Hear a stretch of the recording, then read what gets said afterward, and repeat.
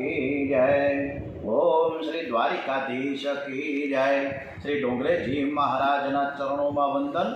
श्री सुखदेवजी महाराज ने कोटि कोटि वंदन साथे आजनी આપણે શ્રીમદ ભાગવત કથા ભગવાનને સમર્પિત કરીએ। શ્રી સોમનાથ મહાદેવ की जय। ओम श्री गमगणपते नमो नमः। ओम वक्रतुंड महाकाय सूर्यकोटि समप्रभ निर्विघ्नं कुरु मे देव सर्वकार्येषु सर्वदा सौनु करो कल्याण। हे दयाळु प्रभु सौनु करो कल्याण। सर्वे भवन्तु सुखिनः सर्वे सन्तु निरामयाः। हनुमान जी महाराज चरणों में वंदन। श्री रामचंद्र भगवान की जय। ओम श्री गायत्री मात की जय। आज 14 जुलाई 14/7/2025 अषाढ़ वद चौथ है और सोमवार है। 11 दिवस पछी 25મી जुलाई रोज श्रावण महीनो चालू थाय। सोमनाथ दादा चरणों में वंदन साथे श्री कृष्ण कन्या लाल की जय। ओम नमो भगवते वासुदेवाय। श्री भागवत भगवान जी महाराज की जय।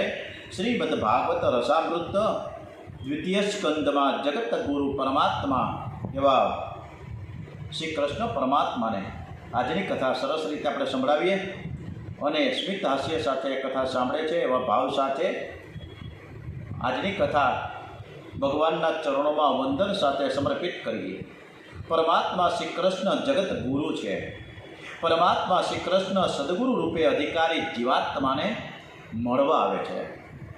સદગુરુ તત્વ અને ઈશ્વર તત્વ એક જ છે। ભગવાન શ્રી શંકરાચાર્ય સ્વામી શ્રી વલ્લભાચાર્યજી આજે પણ બિરાજમાન છે। સંતોનું પંચભૌતિક શરીર આજે ભલે ન દેખાય પણ એમનું આધ્યાત્મિક આધિદૈવિક સ્વરૂપ આજે પણ છે। ઘણા સંતો વાયુમંડળમાં ઘૂમે છે। તુકારામ મહારાજને તેમનાથી 200 વર્ષ અગાઉ થઈ ગયેલા સંતના સ્વપ્નમાં દર્શન થયા હતા અને એ ગુરુએ તેમને મંત્ર પણ આપ્યો હતો। જેટલા સંતો થયા છે આજે પણ બિરાજમાન છે। આપણે લાયક થઈશું ત્યારે પરમાત્માના દર્શન કરાવશે। જેને પરમાત્માના દર્શન કરવાની આતુરતા જાગે છે, જન્મ મરણના ત્રાસમાંથી છૂટવાની ઈચ્છા થઈ એને ભગવાન સદગુરુ રૂપે અવશ્ય મળે છે। સદગુરુ દેવને ઉપદેશ કરવાની તીવ્ર ઈચ્છા પણ છે। સદગુરુ દેવને ઉપદેશ કરવાની તીવ્ર પણ ઈચ્છા છે। કોઈ લાયક ચેલો હોય તો જગતમાં સદગુરુની ખોટ નથી। સદ શિષ્ય દુર્લભ છે। આ જીવને પરમાત્માના દર્શનની ઈચ્છા થતી જ નથી। માનવને સંસાર મીઠો લાગે, એ સંસારને સુખરૂપ સમજી સંસારમાં ફસાઈ રહે છે અને પરમાત્માના દર્શનની ભૂખ લાગતી જ નથી। જેને ભૂખ લાગે છે તેને ભગવાન થોડું પણ કંઈક ખાવાનું આપે છે। જેને ભગવાનના દર્શનની ભૂખ લાગે છે તેને સદગુરુ મળે છે। સુતજી સાવધાન કરે છે। પરીક્ષિત મહારાજા રાજમહેલમાં વિલાસી જીવન ગાળતા હતા ત્યારે સુખદેવજી પધાર્યા નથી। રાજાએ સાંભળ્યું કે 7મા દિવસે હું મરવાનો છું અને એ જ શરણથી વિલાસી જીવનની સમાપ્તિ થઈ। રાજાનું પવિત્ર જીવન શરૂ થયું। બધું જ છોડીને પરમાત્માને માટે તે ગંગાના કિનારે જઈને બેઠા છે। ત્યારે વગર આમંત્રણે સુખદેવજી મહારાજ પધાર્યા છે। શુક્રતાલ અક્ષયવટની નીચે જેને લંગોટીની જરૂર નથી, જેને આંખ ઊંચી કરી કોઈની સામે જોવાની ઈચ્છા થતી નથી એવા સંતને સુખદેવજીને કોણ આમંત્રણ આપી શકે। સુખદેવજી મહારાજ તો વગર આમંત્રણ આવ્યા છે। પરમાત્માની પ્રેરણાથી આવ્યા છે। આ જીવ લાયક બને, સદ શિષ્ય બને ત્યારે પરમાત્મા સદગુરુના દર્શન કરાવે છે। જેને પરમાત્માના દર્શનની તીવ્ર ઈચ્છા છે તેને સંત મળે છે। જેને સંસાર મીઠો લાગે છે એને સંત ન મળે। કદાચ સંત મળે તો પણ તેને સંતમાં સદભાવ થશે નહીં। રાજમહેલમાં વિલાસી જીવન ગાળતા હતા અને ત્યારે કદાચ સુખદેવજી મહારાજ પધાર્યા હોત તો રાજાને કહ્યું હોત કે હું કથા કરવા આવ્યો છું તો રાજાએ 2 હાથ જોડીને એ વખતે એમ કહે કે મહારાજ તમે આવ્યા ખરા પણ અત્યારે કથા સાંભળવાની મને ફુરસદ નથી। માયા માનવને 2 રીતે મારે છે। ઘરમાં બધી જ અનુકૂળતા હોય તો માયા ભક્તિ કરવા દેતી નથી। જેને વધારે ભેગું કરવાની ઈચ્છા થાય છે, જેનો ધંધો સારો ચાલે છે તેને ભક્તિ કરવાનો સમય મળતો નથી। જેને ઘરમાં અનુકૂળતા મળે છે તે ભક્તિ કરતો નથી, વધારે સુખ ભોગવે છે। ઘરમાં પ્રતિકૂળતા હોય ત્યારે માનવ હૈયું પાડે છે. ધંધામાં નુકસાન થાય ને કોઈ કહે કે પરમાત્માની ભક્તિ કરો, ત્યારે કહે છે કે મારું મન અત્યારે અશાંત છે. બધી જ અનુકૂળતા મળે તો વાસના વધે છે, લોભ વધે છે, વધારે સુખ ભોગવે છે અને પ્રતિકૂળ પરિસ્થિતિમાં માનવ હાય હાય કરે છે. આ માયા જીવને બે રીતે મારે છે, પ્રતિકૂળતામાં અને અનુકૂળતામાં. જીવને શાંતિથી ભક્તિ કરવા દેતો નથી. કોઈને તમે એમ કહો કે કથા સાંભળવા ચાલો તો એમ કહે છે કે અત્યારે આટલો બધો વરસાદ પડે છે, ત્યાં ક્યાં કથા મારે સાંભળવા બેસવું, અમે તો પલળી જઈએ. ગરમીના દિવસો હોય તો ગરમી ખૂબ લાગે, ઠંડીના દિવસોમાં કોઈ કહે તો કે અમને ઠંડી બહુ લાગે. તો ત્રણેય ઋતુ સિવાયની ચોથી તો ઋતુ છે જ નહીં, તો જાવું ક્યારે? માનવનો આ સ્વભાવ છે.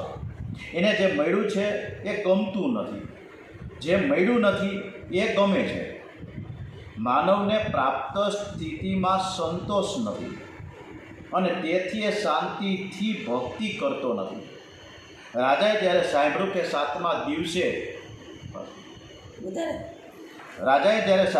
સાતમા દિવસે હું મરવાનો છું, ત્યારે એની અંદરની આંખ ઉઘડી ગઈ. રાજા સાવધાન થયા, બધું જ છોડીને ગંગા કિનારે જઈને બેઠા છે. ત્યારે વગર આમંત્રણે સુખદેવજી જેવા સદગુરુ આવ્યા. ભગવાન કરતાં પણ સદગુરુ શ્રેષ્ઠ છે એવું કહીએ તો ભગવાનને ખોટું નહીં લાગે. સંતોના કોઈ વખાણ કરે તો ભગવાન રાજી થાય છે. પરમાત્માએ સંસારની રચના જેવી કરી છે કે ઘણા ભાગે બધાનું મન સંસારમાં ફસાઈ રહે છે. સંસારના વિષયોમાં માયાએ એવું આકર્ષણ ભર્યું છે કે વિષયો મીઠા લાગે છે, સુંદર લાગે છે. સુધરેલા લોકોના નખમાં વાળમાં પણ સુંદર દેખાય છે. અત્યારે આ શિયાળો છે તો કારેલાનું શાક કરવું હોય તો મોટા ભાગના ગળાનું નાકનું ટીચકું ચડી જાય કે કારેલા ખવાય નહીં, કારેલા કડવા. અમને તો ભાવે પણ નહીં, કારેલા કોઈ ન ખાય. એટલે કારેલા એટલે કડવા, કડવું કોઈને ગમતું નથી. અસ્વાદવાળું ભોજન કોઈને ગમતું નથી. નખ અને વાળ એ શરીરનો મળ છે. આપણા શાસ્ત્રોમાં એવું લખ્યું છે કે ભોજન કરવા બેસે અને કદાચ અન્નમાં વાળ આવી જાય તો તે અન્ન ખાવું નહીં. વાળના સ્પર્શથી ભોજન અશુદ્ધ થઈ જાય છે. માયા છે એ માનવને છેતરે છે. નખ અને વાળના સૌંદર્ય એવું સમજાવે છે આ બધું કે પુરુષના મનમાં આંખમાં એવો મોહ હોય છે કે એ સ્ત્રી શરીરમાં એને સૌંદર્ય દેખાય છે. સ્ત્રીના આંખ અને મનમાં એવો મોહ હોય છે કે એને પુરુષના શરીરમાં સૌંદર્ય દેખાય. પણ સુંદર તો એક પરમાત્મા શ્રી કૃષ્ણ છે. અને આમ નખ અને વાળમાં જે મેલ છે એના પરથી એક વાત યાદ આવી. રાજકોટ ખાતે અમારી હમણાંની જ વાત છે, અઠવાડિયા 10 દિવસ પહેલાં હું રાજકોટમાં મ્યુનિસિપલ કોર્પોરેશન પાસે ઊભો હતો.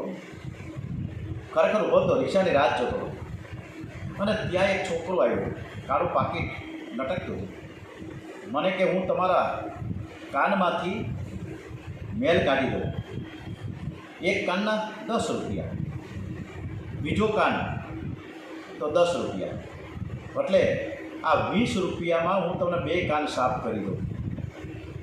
એટલે મેં એને ના પડી, ભાઈ મારે કાનના મેલ કાઢવો નથી. છતાં એને ધરાર મેલ કાઢ્યો, 2-4 ગરબાઈ કાઢ્યા. ના નથી, સરસ છે. તો આપણા કાનના, નાકમાં, વાળમાં, માથાના વાળમાં દરેક ઠેકાણે મેલ હોય છે. તો આ શરીરે સૌંદર્ય નથી એમ પરમાત્મા શ્રી કૃષ્ણ આપણને સમજાવે છે. શાંતિથી વિચાર કરો તો ધ્યાનમાં આવે છે કે આ શરીરમાં સારું શું છે. આંખમાંથી, કાનમાંથી, મુખમાંથી મળ નીકળે છે. દુર્ગંધથી ભરેલું આ શરીર છે, છતાં માનવ એવું સમજે છે કે આ શરીર બહુ સારું છે. પ્રભુએ માનવમાં એવો મોહ રાખ્યો ન હોત તો બધા ભગવાનની ભક્તિ કરવાના હતા. આ મોહ પ્રભુએ કેમ રાખ્યો છે એની ખબર પડતી નથી. ભગવાનને થતું હશે કે બધા જ ભક્તિ કરે તો મારા વૈકુંઠમાં બહુ ભીડ થઈ જશે, બધા વૈકુંઠમાં ન આવે અને સંસારમાં ફસાયેલા રહે, જેથી પ્રભુએ કદાચ માનવમાં આવો મોહ રાખ્યો હશે. જીવ સંસારમાં ફસાયેલો રહે છે, એને સંસાર સરસ લાગે છે અને પરમાત્માના દર્શનની ઈચ્છા થતી નથી. પ્રભુએ જીવને સંસારમાં ફસાવી જ રાખ્યો છે. સદગુરુ સદ શિષ્યને સમજાવે, અરે સંસાર બહુ સુંદર નથી, સંસાર જેણે બનાવ્યો છે તે બહુ જ સુંદર છે. માયા તેને છેતર્યો છે, તારી બુદ્ધિ બગડી છે અને તેથી તને સંસારમાં સૌંદર્ય દેખાય છે. સંસાર એક બગીચો છે, લોકો આ બગીચાને જ જુએ છે, પણ આ બગીચો જેણે બનાવ્યો એ કેવો સુંદર હશે. સંસાર સુંદર છે તો સંસારનો સર્જન કરનાર સંસાર કરતાં પણ સુંદર હોવો જોઈએ. કારણના ગુણ કાર્યમાં આવે છે. સંસાર કાર્ય છે, પરમાત્મા કારણ છે અને પરમાત્મા અતિ સુંદર છે. પણ પ્રભુએ સંસારના વિષયોમાં એવું આકર્ષણ ભર્યું કે રડાવે, ત્રાસ આપે ને છતાં પણ મીઠા મીઠા જ લાગે. મનમાંથી મોહ નીકળતો નથી. સદગુરુ સદ શિષ્યનો મોહ કાઢે છે, એને પ્રભુના માર્ગમાં વાળે છે. પરમાત્મા જીવને સંસારમાં ફસાવી રાખે છે. સદગુરુદેવ જીવને પ્રભુના માર્ગમાં વાળે છે. સદગુરુ શ્રેષ્ઠ છે કે પરમાત્મા શ્રેષ્ઠ? ગુરુદેવ બ્રહ્માજીનું સ્વરૂપ છે, જેને સદગુરુ મળ્યા છે તેને નવો જન્મ થાય છે. માતા પિતા જે જન્મ આપે છે તેને બહુ પવિત્ર માન્યો નથી. સદગુરુ દીક્ષા આપે છે ત્યારે તેનો નવો જન્મ થાય છે. દીક્ષાથી માનવમાં માનવતા આવે છે, પણ જ્યારે સદગુરુ દીક્ષા આપે છે ત્યારે માનવ દેવ બને છે. દીક્ષા એ નવો જન્મ, દીક્ષા છે એ નવો જન્મ છે. સદગુરુ સદ શિષ્યને નવો જન્મ આપે છે, જેને સંત મળ્યા નથી, જે પરમાત્માના માટે સાધન કરતો નથી. તેવો માનવ પશુ જેવો છે. સંસાર વ્યવહાર તો પશુ પક્ષીઓ પણ કરે છે, પંખીઓ માળો પણ બાંધે છે, તો માનવની વિશિષ્ટતા શું છે? સંતો એનું વર્ણન કરે છે કે જે ભગવાનની ભક્તિ ન કરે, પરમાત્માને માટે સાધન ન કરે, તો તે પશુ કરતાં પણ હલકો છે. કૂતરાને ઘરમાં ટુકડો મળે, આખી રાત જાગીને ઘરની ચોકી કરે છે, ઘરધણીની સેવા કરે છે. કૂતરો બહુ કાળજી રાખે છે, એ જેનું ખાય છે તેની જ ચાકરી કરે છે. જે પરમાત્માએ શરીર આપ્યું, આંખ આપી, માનવને સુખી કરવા માટે સંસારની રચના કરી, અનાજ ઉત્પન્ન કર્યું, માનવ એ પરમાત્માને માટે સાધન ન કરે, પ્રભુની સેવા ન કરે, એ માનવ કૂતરા કરતાં પણ અધમ છે. કોઈ સંત મળે, સંત કૃપા કરે અને જ્યારે માનવ પરમાત્માને માટે સાધન કરે ત્યારે જ માનવ એ માનવ બને છે. સદગુરુ નવો જન્મ આપે છે. સદગુરુદેવ બ્રહ્માજીનું સ્વરૂપ છે. ઓમ ગુરુર બ્રહ્મા ગુરુર્વિષ્ણુ ગુરુર્દેવો મહેશ્વર ગુરુર સાક્ષાત પરમ બ્રહ્મ તસ્મૈ શ્રી ગુરુવે નમો નમઃ. ગુરુદેવ એ વિષ્ણુ ભગવાનનું પણ સ્વરૂપ છે. વિષ્ણુ ભગવાન સર્વનું રક્ષણ કરે છે. સદગુરુ એવું માને છે કે શિષ્યનું પરમાત્માના દર્શન ન કરાવવું ત્યાં સુધી હું શિષ્યના ઋણમાં છું. શિષ્ય મારામાં વિશ્વાસ રાખ્યો છે. આપણા શાસ્ત્રોમાં એવું વર્ણન છે કે શિષ્યને જ્યારે પાપની સજા થાય છે ત્યારે ભગવાન ગુરુને બોલાવે છે અને ગુરુને ઠપકો આપે છે કે તમારો આ ચેલો ગુરુ પૂર્ણિમાના દિવસે તમે એની પૂજા લેતા હતા, શિષ્યની પૂજા લીધી પણ એનું પાપ કેમ છોડાયું નહીં? શિષ્યના પાપની થોડી સજા ગુરુને થાય છે અને તેથી ઘણા સાધુઓને ગુરુ થવાની ઈચ્છા થતી નથી. જે ગુરુ થાય એને માર પડે છે, એના માથે બહુ જવાબદારી આવે છે. કોઈ સંતને ગુરુ માનજો પણ ગુરુ થવાની ઈચ્છા રાખશો નહીં. સદગુરુ સદ શિષ્યનું સર્વકાળ રક્ષણ કરે છે. સદગુરુદેવને શિષ્યનું લેવાની ઈચ્છા થતી નથી. અત્યારે પ્રાઇમરી સ્કૂલોમાં ઘણા બધા જે ટીચર્સ છે એ શિક્ષકોને કોઈને આચાર્ય થવું ગમતું નથી, કારણ કે જવાબદારી બહુ જ છે. એટલે આચાર્ય ન થાય. હું છીએ બરાબર છું શિક્ષક, પણ આચાર્ય મારે થવું નથી. આચાર્યની જવાબદારી એટલી બધી હોય કે એમાં વ્યસ્ત જ નહીં. એટલે બધા જ આચાર્ય બનવામાંથી દૂર ભાગે છે. સદગુરુ સદ શિષ્યનું સર્વકાળ રક્ષણ કરે છે. સદગુરુદેવને શિષ્યનું લેવાની ઈચ્છા થતી નથી. સદગુરુ તો સદ શિષ્યને સર્વસ્વ આપે. જે ગુરુને શિષ્યનું કંઈક લેવાની ઈચ્છા છે તે શિષ્યનું કલ્યાણ ન કરી શકે. ગુરુ નિરપેક્ષ હોવા જોઈએ અને શિષ્ય નિષ્કામ હોવો જોઈએ. જેને પરમાત્મા મળ્યા છે એ જ નિષ્કામ થઈ શકે, તે જ નિરપેક્ષ છે. લાખ મળે, 2 લાખ મળે, 5 લાખ મળે, 50 લાખ મળે, તેથી કંઈ નિરપેક્ષતા આવતી નથી. લોભથી લોભ વધે છે, હાથમાં લક્ષ્મી આવે, તેથી આ જીવ નિરપેક્ષ થઈ શકે નહીં. લક્ષ્મીપતિ જેના હાથમાં આવે છે, લક્ષ્મીપતિ પરમાત્માનો જેનો અનુભવ થાય છે, તે જ નિરપેક્ષ બને છે. ગુરુ નિરપેક્ષ હોવા જોઈએ, શિષ્ય નિષ્કામ હોવો જોઈએ. આપણા ઉપનિષદોમાં વર્ણન છે કે શિષ્ય ગુરુ પાસે જાય ત્યારે હાથમાં સમિત લઈને જાય. સમિત પાણી સ્તોત્રેમ બ્રહ્મનિષ્ઠમ, હાથમાં સમિત લઈને જવાનું છે. સમિતથી હોમ થાય છે. સંતો પાસે સમિધા લઈને જવાનો અર્થ એ છે કે સંસારના સર્વ સુખનો મેં હોમ કર્યો છે. લૌકિક સુખને માટે ગુરુના ચરણે જવાનું નથી, ગુરુ પાસે નિષ્કામ થઈને જવાનું છે. કેટલાક લોકો સંતો પાછળ પડે છે, પણ લૌકિક ભાવથી સંતની સેવા કરે છે. મહારાજ કૃપા કરે ને પછી બાબો થઈ જાય તો સારું, તો બહુ સારું. કોઈ પૈસા માટે, કોઈ પુત્રના માટે, કોઈ લૌકિક સુખ માટે, કોઈ પદ માટે, કોઈ પ્રતિષ્ઠા માટે સંતની સેવા કરે છે, જે યોગ્ય નથી. સાચા સંત લૌકિક સુખ વધારે આપતા નથી. લૌકિક સુખ આ જીવ અનેક જન્મથી ભોગવતો આવ્યો છે. લૌકિક સુખ ભોગવીને આજ સુધી શાંતિ મળી નથી. સંતો વિષયાનંદ આપતા નથી, સંતો તો ભજનાનંદ, બ્રહ્માનંદ આપે છે. સંતો છે વાસનાનો વિનાશ કરીને કૃપા કરે છે. જેના સંગમાં આવ્યા પછી વાસનાનો વિનાશ થાય, મન શુદ્ધ થાય, ભક્તિનો રંગ લાગે, સમજવું કે સંત છે. સંતો અલૌકિક આનંદ આપે છે. શિષ્ય નિષ્કામ હોય છે અને ગુરુ નિરપેક્ષ હોય છે. તે ગુરુ શિષ્ય સમાજને સુખી કરી શકે છે, જે એ બીજાને કૃતાર્થ કરી શકે છે. સદગુરુ તો શિષ્યને સર્વસ્વ આપવાની ઈચ્છા રાખે. મને જે મળ્યું છે તે મારે શિષ્યને આપવું છે. સદગુરુ સદ શિષ્યને સાચો માર્ગ બતાવે છે. સદગુરુ સદ શિષ્યની બુદ્ધિ સુધારે છે. સદ શિષ્યને પરમાત્માનું દાન કરે. સચ્ચા ઉપદેશ દેત ભલી મતી દે, समता समबुद्धि दे, कुमति को हरत है, मार्ग को दिखाई दे तो भाव दे तो भक्ति दे, प्रेम की प्राप्ति दे तो ज्ञान को हरत है, ज्ञान देव ध्यान दे, ज्ञान दे तो ध्यान दे, आत्मा को विचार दे, और ब्रह्म को बताए दे तो ब्रह्ममय करत है.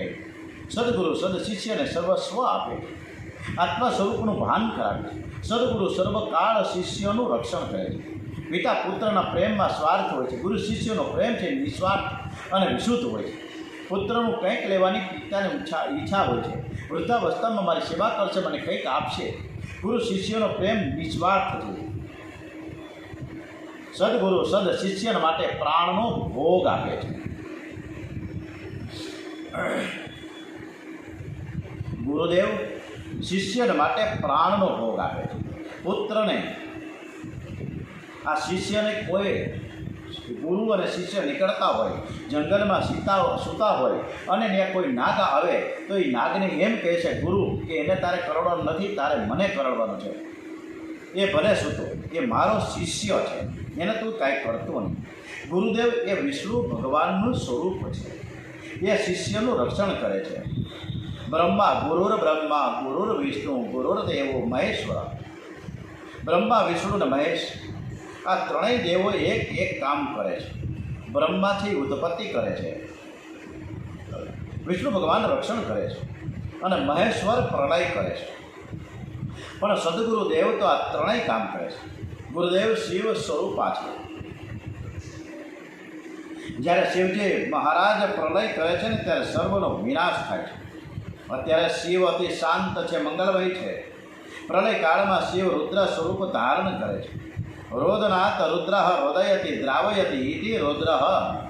સર્વનો વિનાશ થાય ત્યારે પ્રલય થાય. શિવજી મહારાજ તો સર્વનો વિનાશ કરીને પ્રલય કરે છે. પણ સદગુરુદેવની ગલિહારી છે કે શિષ્યના માથે પ્રેમથી હાથ પધરાવે છે અને એ જ શરણે તેને પરમાત્માના દર્શન થાય છે. જગત હોવા છતાં જગત દેખાતું નથી, પરમાત્મા દેખાય છે. શિવજી તો જગતનો વિનાશ કરીને પ્રલય કરે છે. જગત હોવા છતાં સદગુરુ શિષ્યને પ્રલય બતાવે છે. ગુરુદેવનું મહિમાનું વર્ણન કોણ કરી શકે? સદગુરુદેવ પરમાત્મા કરતાં પણ શ્રેષ્ઠ છે. પરીક્ષિત રાજાએ સુખદેવજીને પ્રશ્ન કર્યો છે કે માનવ માત્રનું કલ્યાણ થાય એવો કોઈ ઉપાય બતાવો, જેનું મરણમાં સમીપ હોય શું કરે અને શું ના કરે એ સમજાવો. તમારો શ્રેષ્ઠ આ પ્રશ્ન રાજા લોક હિતાવહ. સુખદેવજી મહારાજને આનંદ થયો છે કે રાજા, તે બહુ જ સુંદર પ્રશ્ન કર્યો છે. તારા પ્રશ્નમાં સમાજનું હિત સમાયેલું છે. રાજા એવું પૂછ્યું નથી કે મારું જ કલ્યાણ કેમ થાય, એવો તમે મને ઉપદેશ આપો અથવા તેવું કોઈ જ્ઞાન આપો, એવું નથી કીધું. પણ એમ કીધું છે કે સમાજનું કલ્યાણ કેમ થાય એવો મને ઉપદેશ કરો. નિદ્રામાં વિતતી રાત્રિ કામ ભોગે જતું વયે. દિવસો દ્રવ્ય પ્રાપ્તિમાં તે પરિવાર પોષણે. એ રાજન, માનવ જીવનનો ઘણો સમય નિદ્રામાં જાય છે, ઘણો સમય અર્થ ઉપાર્જનમાં જાય છે. માનવને નિરાતે બેસીને પરમાત્માની ભક્તિ કરવાનો અવસર મળતો નથી. બધા વિચાર કરે છે કે ઘરમાં અનુકૂળતા હોય તો પછી નિરાંતે સેવા કરીશું. જેને સમુદ્રમાં સ્નાન કરવું છે તેને તરંગોનો માર સહન કરવાની તૈયારી રાખવી જ પડે. સંસાર સમુદ્રમાં ગમે તેવી અડચણો આવે છતાં પ્રભુની ભક્તિ કરવી છે એવો નિશ્ચય કરો. સર્વ અનુકૂળતા સૌને પ્રાપ્ત થતી નથી. દુઃખથી જ માનવ દાહ્યો થાય છે, સુખમાં માનવ ભાન ભૂલે છે. જીવાત્મા સંસારમાં આવે છે ત્યારે પાપ અને પુણ્ય બંને લઈને આવે છે. સુખ પુણ્યનું ફળ છે, દુઃખથી પાપનું ફળ છે. સુખ દુઃખ તો આવવાના જ છે. રાજા, ભૂતકાળનો વિચાર ન કરતા વર્તમાનને સુધારવો, પ્રતિક્ષણને સુધારવો. માનવ જીવનનો ઘણો સમય પૈસા કમાવામાં જાય છે, ઘણો સમય લૌકિક સુખ ભોગવવામાં જાય છે, કેટલાકનો સમય પુસ્તકો વાંચવામાં જાય છે. એ શાંતિથી બેસીને ભક્તિ કરતો નથી. પુસ્તકો વાંચે તેનું શબ્દજ્ઞાન વધે છે, જેનું શબ્દજ્ઞાન બહુ વધે તે સાધુ સંતોની પણ પરીક્ષા કરે છે. આ મહારાજ કરતાં 2 વર્ષ પહેલાં જે મહારાજ આવેલા તે કથા બહુ સારી કરતા હતા. એમનો કંઠ બહુ સારો હતો. બહુ પુસ્તકો વાંચે તે સારું નથી. કેટલાક લોકો બહુ સારા પુસ્તકો વાંચે છે પણ સારું જીવન ગાળતા નથી. કેટલાક લોકો મારી વાતો સાંભળે છે પણ સારી વાતો સાંભળે પણ સારું જીવન કેમ ગાળી શકે? સારા પુસ્તકો વાંચવાથી બહુ લાભ નથી. શાંતિથી બેસીને ધ્યાન સાથે જપ કરો, ભક્તિ કરો. જેને ભક્તિ કરવી છે તેને 1-2 ગ્રંથોનો વારંવાર અભ્યાસ કરો. ગ્રંથાન સેવેત બાહુના. ગ્રંથોનો વારંવાર અભ્યાસ કરવાનો છે. Repeat to repeat.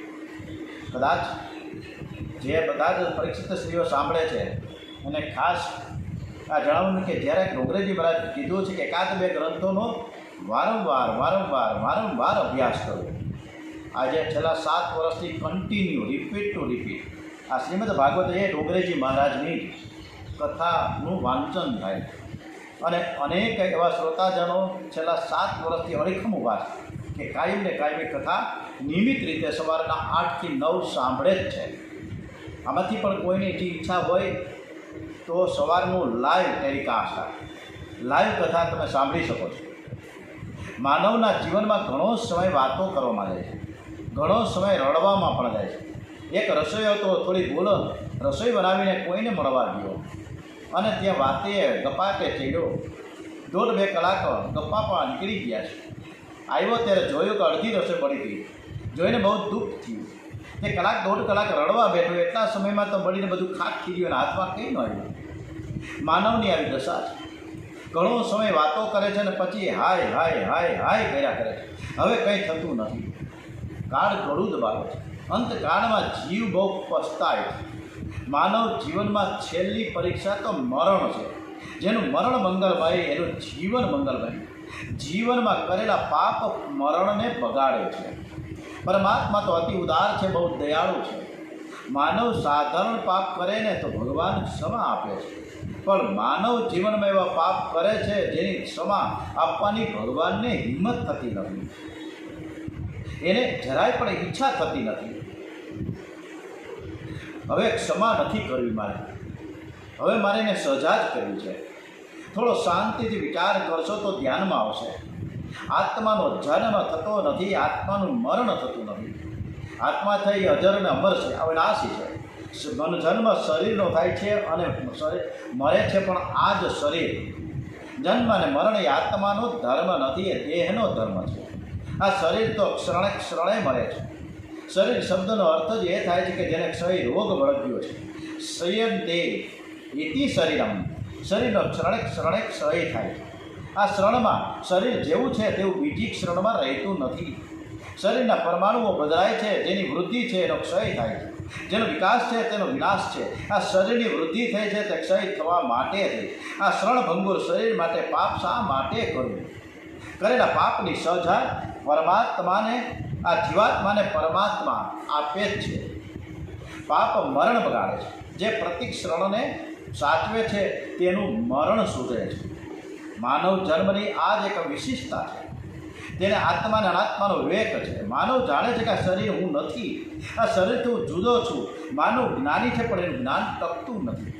જે પ્રતિક્ષણ સાવધાન રહે છે એનું જ જ્ઞાન ટકી શકે, બીજા કોઈનું જ્ઞાન ટકે નહીં. સાંખ્ય યોગે સ્વધર્મ કે સમસ્ત સાધનો થકી પરમ લાભ રૂપ જન્મે અંતે નારાયણ સ્મૃતિ. જે પ્રતિક્ષણ સાચવે છે એનું મરણ મંગલમય હોય છે. કેટલાક લોકો એવું સમજે છે કે ખાઓ પીઓ મજા કરો મસ્ત રહો, છેલ્લી ક્ષણમાં રામ રામ આપણે બોલીશું, અત્યારે તો મજા કરો. વિમાન આવશે ને એમાં બેસીને ડોલતા ડોલતા ઉપર ચાલ્યા જશું. આવું થતું નથી. અંતકાળમાં પરમાત્માનું સ્મરણ કરવું સહેલું નથી, બહુ જ કઠણ છે. પ્રતિક શરણને સાચવવું છે. અંતકાલે ચ મામેમ સ્મરણ મુક્તામ કવલેરમ યહ પ્રયાતિ યજન દેહમ સ યાતિ પરમામ ગતિ. રોજે રોજ પાન માવાને ગુટકા મોઢામાં ભરવા છે. આજે છોડશું, કાલે છોડશું, 2 દિવસ છોડશું, સંકલ્પ કરે. 1 મહિના પછી સંકલ્પ કરે કે હજી આપણે ખાઈ પી લઈએ, મજા કરી લઈએ, પછી આ ક્યાં મળવાનું છે. ટેસણા કરી લ્યો ને. સિગરેટ ફૂંકે તો જાણે પોતે એવા જાણે સ્વર્ગમાં હોય એવી તો ફૂંકું મારે, અને પછી ગાલના ગલોફોમાં કેન્સર થાય, બાળકો અનાથ થઈ જાય, ઘરવાળા વિધવા થઈ જાય અને ભાઈ હીરો જાય. આ પ્રશ્ન અત્યારે ઘરે ઘરે ઊભા છે. દરેકના એક ઘરમાં પાન ગુટકા ને તમાકા ને માવા ને કોણ જાણે કેટલા વ્યસન છે ખબર નથી પડતી. દરેકને એક વિનંતી કરવામાં આવે છે કે થોડું છોડો, આ બધું સારું નથી. ગઈકાલે જ એક વ્યક્તિને પૂછ્યું કે એક માવાના કેટલા પૈસા? તો કે 20 રૂપિયા. કેટલા ખાવ છો? તો કે 6, રોજના 6, 120 રૂપિયા થાય. 30 દિવસના 12 13 3600 રૂપિયા થાય. અને એને ગુણ્યા 12 મહિના કરો, રૂપિયા 12 13 36, લગભગ 40,000 રૂપિયા થાય 12 મહિનાના. આવું બધું આપણે કરીએ છીએ જે બિલકુલ સારું નથી. વ્યસન અને ફેશન ડોંગરેજી મહારાજ કે છોડો, કે જેનાથી આપણી તંદુરસ્તી પણ સારી જળવાય. અંતકાલે જ મામેમ સ્મરણ મુક્તમ કલેરવર્મ યહ પ્રયાતિ ત્યજન દેહમ સ યાતિ પરમામ ગતિમ. અંતકાળનો અર્થ સંતોએ કર્યો છે. પ્રતિક્ષરણનો અંતકાળ એટલે મરવાનો સમય એવું નથી. પ્રતિક્ષરણ આજે છે એ કાલે નહીં હોય. 22 વર્ષના 23 વર્ષના મહેશ જોશી હોય ત્યારે ક્યાંય કાળા વાળ નહોતા, ક્યાંય ધોળા વાળ નહોતા, મોઢામાં ચોખ્ઠા નહોતા, આંખમાં ચશ્માના નંબર નહોતા. ધીમે ધીમે ધીમે વાળ થઈ ગયા ધોળા, દાંત પડવા લાગ્યા, મોઢામાં કરચલીઓ શરૂ થઈ, હાથ પગ ધ્રુજવા લાગ્યા, પગ ટકતા નથી, પગમાં ગોઠણના દુખાવા શરૂ થયા. આ ધીમે ધીમે પ્રતિક્ષરણ છે એ શરીરને ખસાવે છે. એટલે પ્રતિક્ષરણનો અંતકાળ કહેવાય. પ્રતિક્ષરણને સુધારો. પ્રતિક્ષરણે ભક્તિ કરવાની ટેવ પાડો. કણનો દુરુપયોગ કરે દરિદ્ર થાય છે, શરણનો દુરુપયોગ કરે એનું મરણ બગડે છે. એક કણથી અનેક કીડીઓનું પોષણ થાય છે, જીવનની તૃપ્તિ થાય. ઘરમાં એક કણનો પણ દુરુપયોગ ન થવો જોઈએ. એક ભાજીનું પાંદડું અક્ષય પાત્રમાંથી લીધું અને આરોગ્યું. કૃષ્ણ ભગવાને બધા જ જીવો તૃપ્ત થઈ ગયા, સંતુષ્ટ થઈ ગયા, ઓળકાર આવી ગયા. ઘરમાં એક કણનો પણ દુરુપયોગ ન થવો જોઈએ, એક કણ પણ બગાડવો ન જોઈએ. કણ અને શ્રવણ. ગઈકાલે એક પ્રસંગ ઉગ્યો હતો. ગઈકાલે જ્યારે હું મારી થાળી મૂકવા ગયો ત્યાં ચોકડી ઉપર, ત્યારે 1-2 થાળીમાં મારી નજર પડી. સરસ મજાનો લગભગ 1.5 થી 2 ઇંચની અને આમ 1 ઇંચની એવી ઢેફલી, એટલે મીઠાઈ, બંગાળી મીઠાઈ હોય, કોણ જાણે શું હોય ખબર નથી, મને બહુ મીઠાઈની ખબર નથી પડતી. એટલે એ મીઠાઈ હતી બહુ સરસ હતી મીઠાઈ, મેં ખાધી. પણ એ બે ત્રણ દરેક થાળીમાં આખી ગઈ. બરાબર, એઠવાડમાં આ વ્યાજબી છે. પણ આપણે અત્યારે પંગત તો પડતી નથી, ઊભા ખાવાનું છે એટલે જેટલું લેવાય એટલું થાળી ભરી લે અને પછી જાય એઠવાડમાં. અત્યારે આ પરિસ્થિતિ છે. એટલે ડોંગરેજી મહારાજ કે એક કણનો સદુપયોગ કરો, એક પણ કણ બગાડવો ન જોઈએ, એક પણ શરણ પણ બગાડવી ન જોઈએ. કાળ તો જીવને સાવધાન કરીને પછી જ પકડવાનું. કેટલાક લોકો કાળને ક્રૂર સમજ્યા છે. કાળ પરમાત્મા શ્રી કૃષ્ણનો નોકર છે, જે ભગવાનનો સેવક છે તે ક્રૂર નથી. કાળ પણ પરમાત્મા જેવો જ કોમળ છે. અચાનક કોઈનું મરણ થતું નથી. કાળ છે ને કાગળ લખીને, પોસ્ટકાર્ડ લખીને આવે છે કે હવે સમય થઈ ગયો છે, થોડી વારમાં હું તને લેવા આવવાનો જ છું. કાળ બધાને ખબર આપી દે છે અગાઉથી એડવાન્સ. પણ આ જીવ લૌકિક સુખમાં એટલો બધો ફસાયેલો છે કે કાળનો કાગળ વાંચવો જ નથી, ખિસ્સામાં નાખી દે. કાળ એને સમજાવે છે પણ સમજતો નથી. એક દાંત પડવા લાગે, સમજવું હવે કાળનો કાગળ આવ્યો છે. જ્યારે જન્મ થયો ત્યારે મોઢામાં એક પણ દાંત ન હતો, અને જ્યારે મરણ સમીપ આવે છે ત્યારે પણ દાંત ધીમે ધીમે પડવા લાગે છે. કળિયુગના લોકો તો બહુ બુદ્ધિમાન છે. દાંત પડ્યા પછી 200-500, હવે તો 25-30 હજાર રૂપિયાનું ચોખ્ઠું થાય છે, અને હવે તો ફિક્સ દાંતનું ચોખ્ઠું થઈ જાય. લોલીના લાડ ક્યાં સુધી કરીશું? ખાવાથી મનની તૃપ્તિ થતી નથી. જીભને મનને સમજાવવાથી તૃપ્તિ થાય છે. તે બહુ જ ખાધું. જીભને સમજાવો. 60 વર્ષનો ઇતિહાસમાં આપણે જોઈએ કેટલા ઢોકળા ખાતા, કેટલા ભજીયા ખાતા, કેટલા ગાંઠિયા ખાતા. હિસાબ કરીએ ને તો 60 વર્ષમાં ઓછામાં ઓછા 200 કિલો આ પેટમાં નાખી દીધા છે. 200 કિલોથી વધુ હશે, ઓછા તો નહીં જ હોય. છતાંય આપણે તૃપ્તિ થતી જ નથી. મજા જ આવે. એટલે જ આપણે મોઢામાં સરસ મજાનું ચોખ્ઠું બેસાડીએ અને સરસ મજાના લાડુ ખાધા કરીએ. મારે હવે સાદું ભોજન કરીને આખો દિવસ ભક્તિ કરવી છે, એ માયનો કોઈ સંકલ્પ છે જ નહીં કોઈની પાસે. કાળ બધાને સાવધાન કરે છે.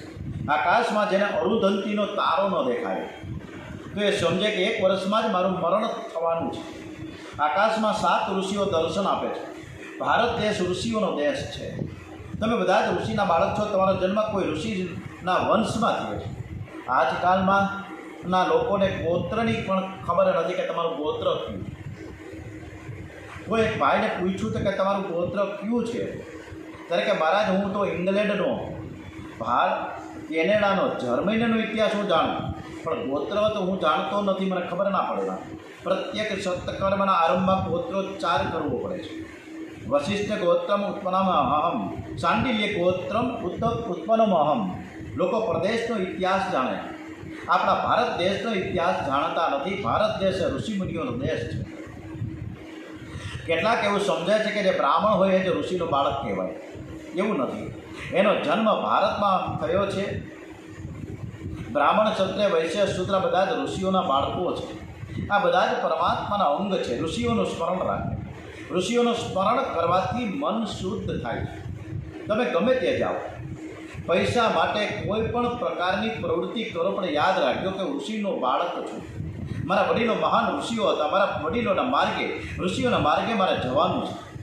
7 ઋષિઓ આપણા વડીલો છે. આજે પણ એ તપ કરે છે કે જેથી ભારતની પ્રજા સુખી થાય. આકાશમાં 7 ઋષિઓ, સપ્ત ઋષિ દર્શન આપે છે. સપ્તર્ષિના 7 તારા આખી રાત ધ્રુવ મંડળની પ્રતિષ્ઠા કરે છે. સવારે 4 વાગ્યા પછી ઉત્તર દિશામાં અસ્તમાં જાય છે અને પછી તે સંધ્યા કરવા બેસે. સપ્ત ઋષિનો આશ્રમ છે હરિદ્વારમાં, ગંગાના કિનારે, ખૂબ સરસ મજાનું. બાજુમાં જ કચ્છી ભવન છે. ઘણા લોકોને આ 7 ઋષિઓના નામની પણ ખબર નથી કે આ 7 ઋષિઓ કોણ કોણ હતા. આ 7 ઋષિઓમાં વિશ્વામિત્ર, જમદગ્નિ, ભરત, અત્રિ, વશિષ્ઠ, કશ્યપ અને ગૌતમ. આ 7 ઋષિઓ પરણેલા છે. પણ 7 ઋષિઓમાં વશિષ્ઠ ઋષિના ધર્મપત્ની અરુંધતીને જ ઋષિઓ સાથે બેસવાનો અધિકાર છે. અન્ય કોઈ પણ ઋષિઓ સાથે બેસી ન શકે. અરુંધતી મહાન તપસ્વીની છે, બ્રહ્મવાદીની છે. પુરાણોમાં અરુંધતીની કથા આવે છે. અરુંધતીમાં સભામાં પધારે ને ત્યારે મોટા મોટા ઋષિઓ પણ સભામાં ઉઠીને આદર અને સત્કાર કરે, સાષ્ટાંગ વંદન કરે છે માને. સંત સમાજમાં, ઋષિ સમાજમાં અરુંધતી માનું ખૂબ જ બહુમાન છે. આકાશમાં વશિષ્ઠજીની સાથે અરુંધતીનો તારો હોય છે. જેને આકાશમાં અરુંધતીનો તારો ન દેખાય સમજે કે 1 વર્ષમાં હું મરવાનો છું. ગભરાશો નહીં, પણ બધું જ આટલું યાદ તો રાખવાનું જ છે, ભવિષ્યમાં કામ આવશે. જેને પોતાની છાયા છિદ્રવાળી દેખાય, છાયામાં કાણા પડેલા દેખાય, એ 10-11 મહિનાથી વધારે નહીં જીવી શકે. ગ્રાણેન્દ્રિય સારી હોવા છતાં ઘીનો દીવો હોલવાઈ જાય ત્યારે એની જરાય વાસ ન આવે તો સમજવું કે 9-10 મહિનામાં મારું મરણ થશે. મારું શરીર બધું જ કાદવમાં દટાતું જાય છે. એવું જો સ્વપ્ન જેને દેખાય એ 7-8 મહિનામાં જ મારું મરણ થશે એ નક્કી છે માનવું. કદાચ સ્વપ્નમાં એવું દેખાય કે કુંભારના ઘોડાઓ પણ બેઠો છે તો માનજો કે 5-6 મહિનામાં મારું મરણ થશે.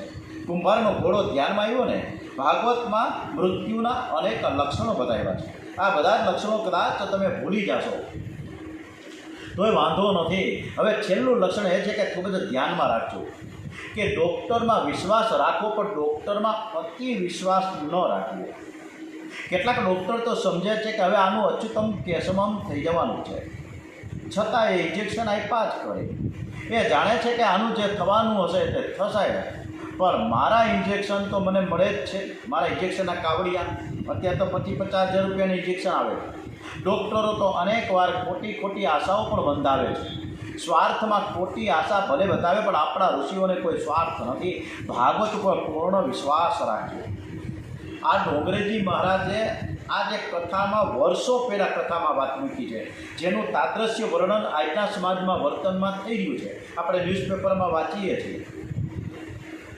એટલે ડોંગરેજી મહારાજ એક વરિષ્ઠ ઋષિમુનિ છે, એટલે જ એના શબ્દો બધા સાચા પડે છે. અંદરથી ઓમકાર ધ્વનિ અખંડ થાય છે. મૂંગો પણ અંદરથી ઓમ બોલે છે. ઓમ એ પરમાત્માનું નામ છે. ઓમકાર એ પરમાત્માનું સ્વરૂપ છે. ઓમકાર વિશે કેટલું બધું ડોંગરેજી મહારાજે શબ્દ વાપર્યા છે, પંક્તિઓ બનાવી છે કે પરમાત્માનું સ્વરૂપ છે. યોગીઓ ઓમકારને સાંભળે છે. યોગીઓ નાદ બ્રહ્મની ઉપાસના કરે છે.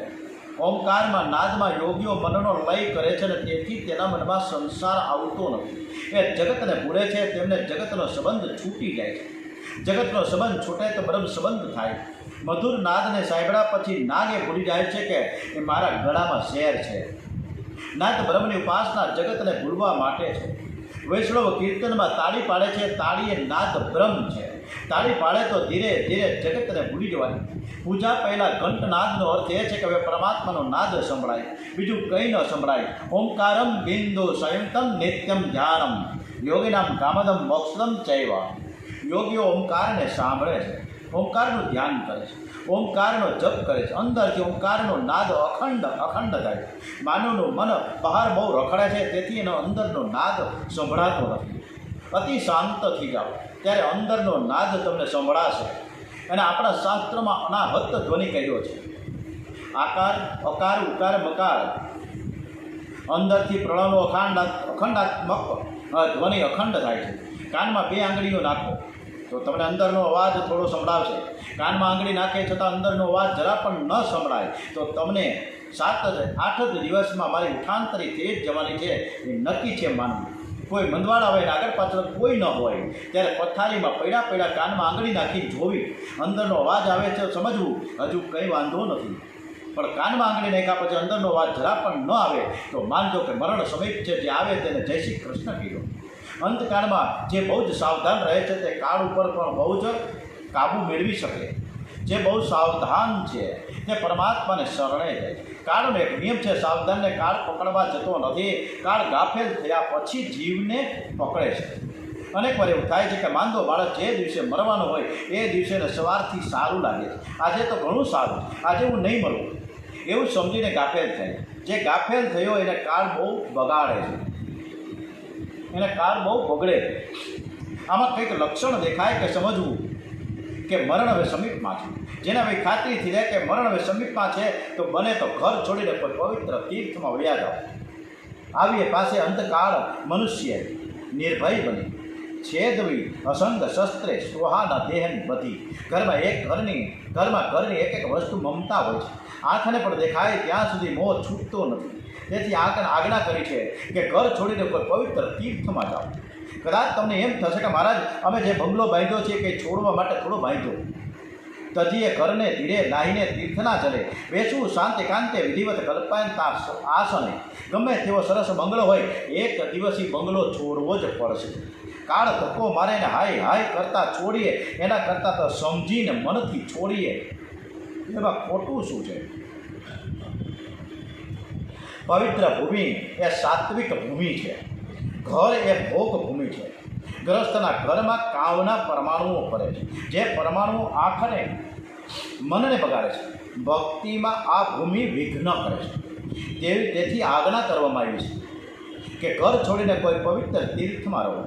જે ભૂમિ ભક્તિમાં સાથ આપે, જે ભૂમિ સાત્વિક ભાવ જાગૃત કરે. ભોગ ભૂમિમાં સાત્વિક ભાવ જલ્દીથી જાગૃત થતા નથી. તમારે ઘરમાં જો રહેવું હોય, આ વખતે ડોંગરેજી મહારાજે આ ટોપિક્સમાં બહુ સરસ મજાનો બોધ આપ્યો છે, એકદમ પાવરફુલ. રિપીટ યુટ્યુબમાં પણ કરજો કે જેથી ફરીથી આપણે આ કથા સાંભળી શકીએ. તમારે ઘરમાં જો રહેવું હોય તો બહુ વિવેકથી રહેજો. ઘરમાં રહ્યા પછી જીવ થોડો પણ ગાફેલ થાય. બહુ સાવધાન થઈને ઘરમાં રહો તો વાંધો નથી. સાવધાન થવાનું એટલે શું કરવાનું? મારું ઘર પરમાત્માના ચરણોમાં છે એવો મનથી નિશ્ચય કરો. આ ઘર મારે છોડવાનું જ છે. લોકો જાત્રા કરવા જાય છે ત્યાં રસ્તામાં ધર્મશાળામાં ઉતરે છે. પહેલાં ધર્મશાળા બાંધતા લોકો 1-2 દિવસમાં ત્યાં રહે, પણ ત્યાં જરાય એને મમતા રહેતી નથી. કારણ કે મારે એક વખત તો ધર્મશાળા 1-2 દિવસમાં છોડવાની જ છે. એ ભાવ છે. ઘરમાં પણ એવી ભાવના રાખજો. ઘરમાં રહેવું એ ખોટું નથી. આ ઘર મારું છે. આ ઘર મારા સુખ માટે છે. આ મમતા મનને બગાડે છે, પાપ કરાવે છે. ઘરમાં રહેવું એ ખોટું નથી. ઘરમાં મનને રાખવું એ ખોટું છે. ઘરમાં તમે ભલે રહો, પણ મારું અસલી ઘર ભગવાનના ચરણોમાં છે એવું મનથી નક્કી કરીને રહો. આ ઘર મારું નથી.